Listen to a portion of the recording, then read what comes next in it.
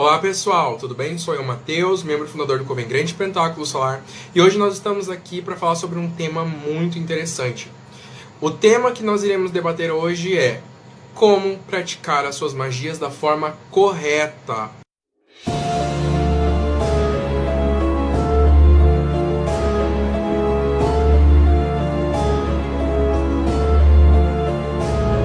Muita gente chega até nós, aqui do Coven, perguntando como fazer a magia da forma correta. Alguns deles chegam com dúvidas em relação à própria magia, acham que a magia não funciona, porque já tentaram de tudo e nada traz resultados. A verdade é que a magia representa aquilo que há de mais perene no universo. Ela representa as leis naturais.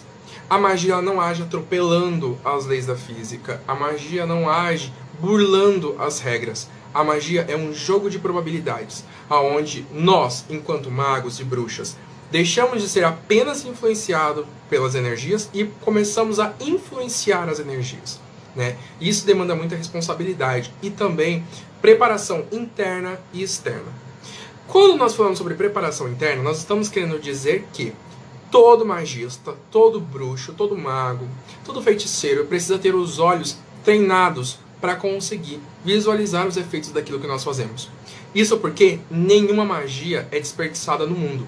Se você praticou algo, mesmo que seja da forma mais relaxada possível, que não tenha tido os objetos necessários e que não tenha falado as palavras corretas, que não tenha se preparado internamente, ainda assim você movimentou a energia de alguma forma.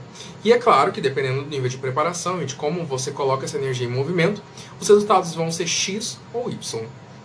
Em geral, a magia ela tem a função de promover uma mudança num campo vibratório energético e assim atrair situações, pessoas ou entidades para um determinado fim e assim conseguir fazer com que o desejo do mago se transforme em realidade, né? Mas quando a gente está lá no início, quando a gente está no início da nossa prática, no início dos nossos estudos, nós juntamos um elemento ou outro, falamos uma dúzia de palavras e já esperamos que o mundo todo se curve à nossa vontade. E não é bem assim. Nós temos também que entender que a magia possui etapas para a sua preparação, para a sua atividade e para, posteriormente, o resultado que será alcançado. Você me pergunta, como é que a magia age? Em primeiro lugar, quando você pratica uma magia da forma correta, ou seja, seguindo passo a passo que nós vamos dar mais para frente, você vai conseguir desencadear um conjunto de fenômenos que estão para além do resultado que você está pedindo. Por quê? Em primeiro lugar, nós que mexemos com a magia sabemos que o mundo todo é permeado por fluxos de energia. Esses fluxos de energia às vezes estão em alta, em baixa, às vezes eles estão completamente bloqueados. A gente, em primeiro lugar, manda embora a energia que a gente não quer, depois desbloqueia os canais conforme a gente vai mandando embora as energias intrusas e a partir dali a gente se preenche da energia que nós queremos e assim conseguimos facilidade na manifestação de um fenômeno físico. O que isso significa? Muita gente vai lá fazer sua magia, acende a sua vela, faz a sua simpatia, faz a sua oração e no outro dia dá tudo errado. Parece que tudo deu errado. E ela acha que o que aconteceu? Que a magia teve um efeito negativo. Mas não foi isso que aconteceu. Acontece que a magia precisa preparar o terreno para que ela efetivamente funcione. E isso é muito comum, principalmente para quem mexe com magia angelical. Os anjos não trabalham num caos. E muitas entidades, mesmo pagãs, possuem o mesmo princípio.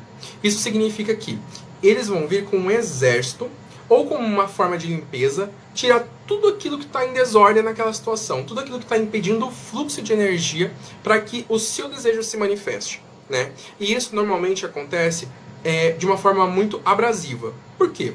Quando você pega uma panela suja e ela está suja de gordura, você vai pegar a esponja, vai passar o detergente e você vai esfregar. Uma ação que exige força física. Você só vai conseguir dizer que uma panela está limpa a partir do momento em que a força física tirou todas aquele resto de sujeira, resto de comida, resto de gordura, através da ação daquele elemento e da sua força em conjunto, né? O elemento, no caso, seria a esponja e o detergente.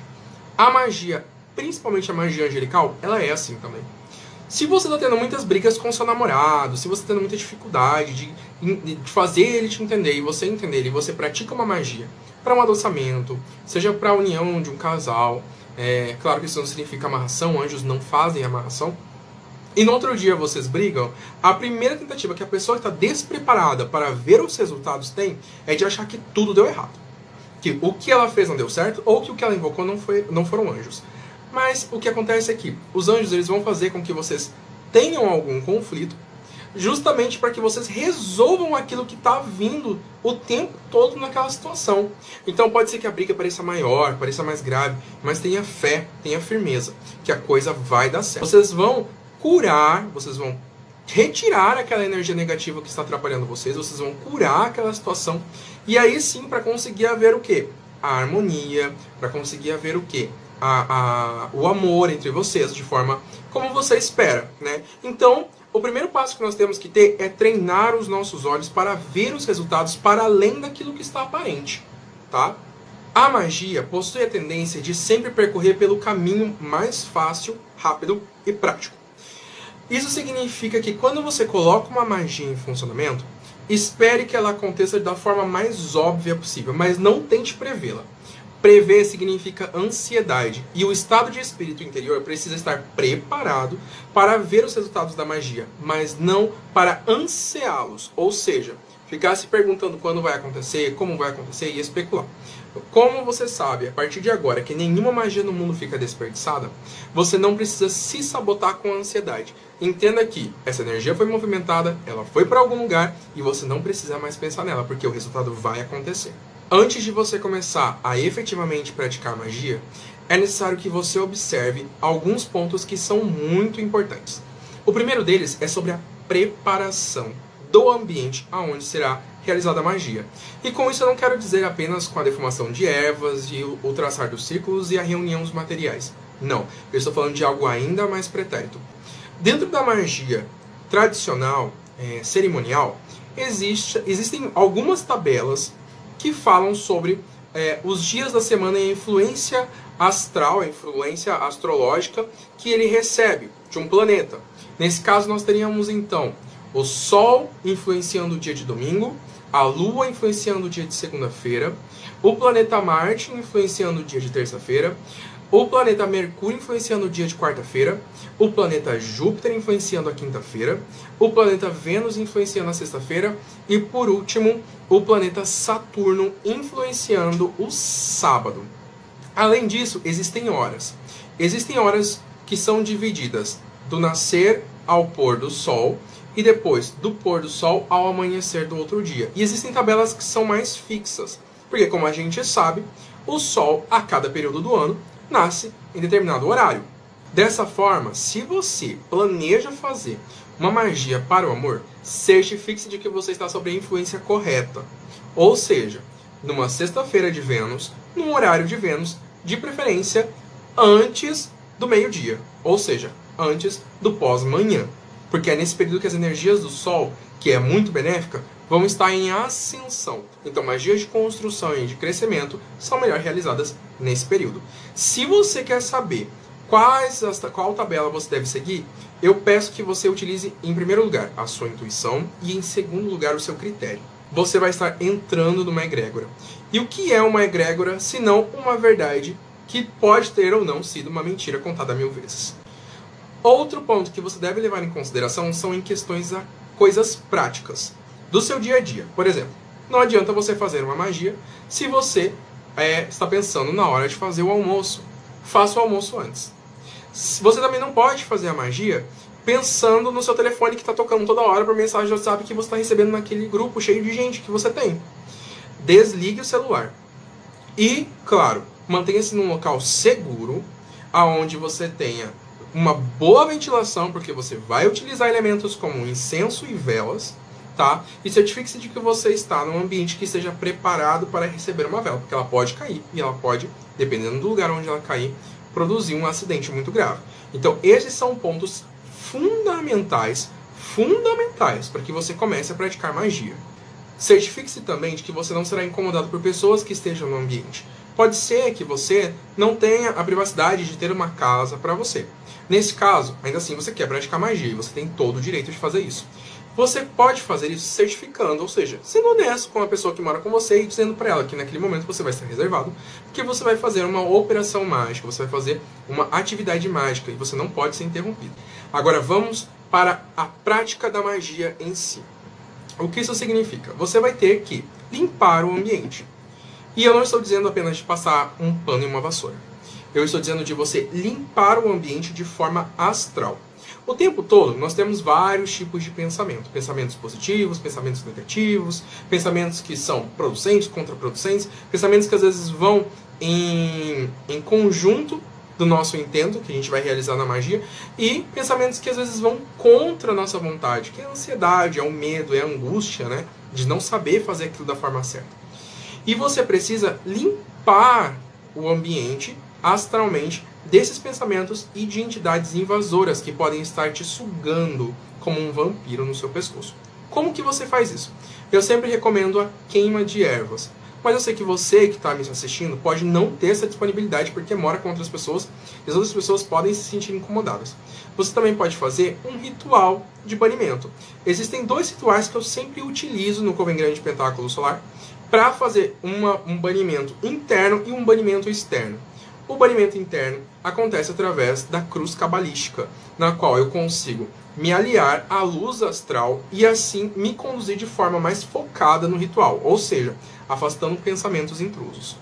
A partir daí, eu realizo o ritual de banimento do pentagrama menor, que é um ritual muito comum, tanto ele quanto a cruz cabalística você encontra na internet, aonde eu traço o pentagrama dos 4 elementos e invoco os 4 grandes arcanjos. Lembre-se sempre de, ao banir, não banir tudo, mas banir aquilo que você não quer.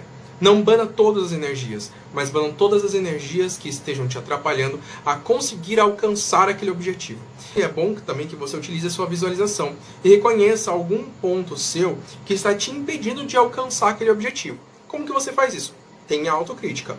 Perceba em você mesmo que em alguns momentos você age como se fosse o seu pior inimigo, lutando contra a realização dos seus próprios desejos. Visualize essa situação e imagine conforme você vai fazendo o ritual de banimento do pentagrama menor, traçando os pentagramas, que aquela situação está sendo mandada embora pela invocação daqueles nomes, pelo ato ritualístico de traçar o pentagrama em cada ponto cardial e nas palavras mágicas que você vai dizendo, as famosas kotodamas. A partir daí, você já vai estar concentrado e pronto para começar uma prática que é fundamental na magia, inclusive para quem pratica o Wicca, que é o traçar do círculo mágico. Existem inúmeras formas de traçar o círculo mágico, e aparentemente todas elas funcionam muito bem. E isso só pode querer dizer uma coisa, que não importa a forma como você vai fazer, desde que você faça. O círculo mágico ele pode ser traçado com pedras, com sal grosso, com velas, com cristais e até na imaginação. É claro que precisa de um ritual que faça sentido. E você só saberá que um ritual faz sentido a partir do momento que, ao terminar de lê-lo, você perceber que aquilo realmente pode ser feito por você. Quando você traça um círculo ao seu redor, você está também criando uma barreira energética, impedindo assim que aqueles seres que você expulsou não sejam atraídos pela luz astral que você vai estar emanando a partir dali. Então, é muito importante que você prepare o círculo mágico, sempre respeitando a seguinte ordem para a chamada dos elementos que vão dar vida ao círculo mágico. São eles, então, o ar para o leste, o fogo para o sul, a água para o oeste e a terra para o norte. Você, inclusive, tem que lembrar que nesse momento, assim, quem assistiu os stories aqui do Coven vai saber, vai lembrar o que eu vou dizer para vocês aqui agora, que não é o elemento em si, mas sim o princípio energético daquele elemento. Isso significa que quando você invocar o ar, quando você invocar o fogo, quando você invocar a água, quando você invocar a terra, você vai estar invocando o princípio daquele elemento da criação. Pelo ar você pode chamar Vaju. Pelo fogo você pode chamar Tejas. Pela água você pode chamar Apas. E pela terra você pode chamar Prithvi.